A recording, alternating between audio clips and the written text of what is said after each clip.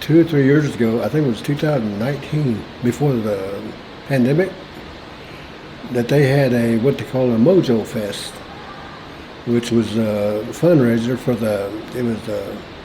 they were going to use the money to help the homeless up here in Tulsa.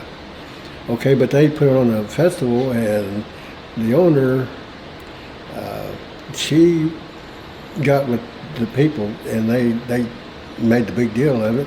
And my wife seen the event, so I sell art. Me and my wife do. We both do, and we both paint and everything. And when she seen that, she contacted Teresa Knox. She's the owner, and she asked how much it would cost to set up over here, and after she said we told her we had Native American art, she told us just come on over. It's free. So she did that for us, and it's just something. She was a nice person. And that's what got me into thinking about doing something for the museum itself to help them. When as a youngster, actually I was a teenager. My first influence through the museum was I came walking through the church doors, and I actually came inside the studio and got to talk with the men, Leon Russell and all. There was other people there too. I didn't even know who they were, but I talked with them a few minutes and everything. I think it was in 1974. I worked in Tulsa at the classic auto restoration for another Mvskoke Creek citizen. His name was Bob Hicks.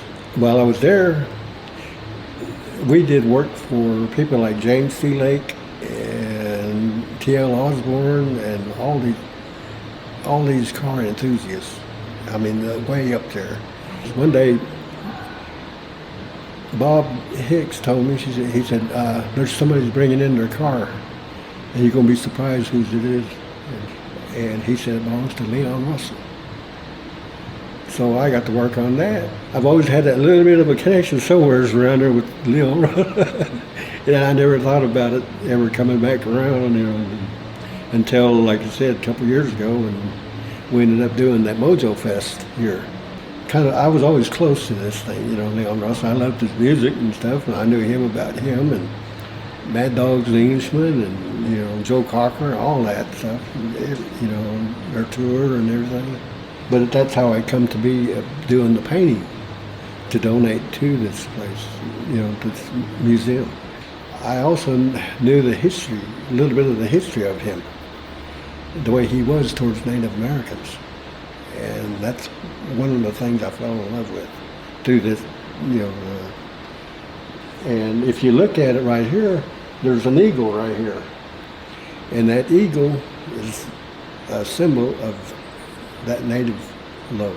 And what it is, that his daughter, her name was Blue Eagle, and she was Mvskoke Creek. And that's why I put that in there, because I wanted to signify his deals. And actually, what this was a birthday gift for him from last year.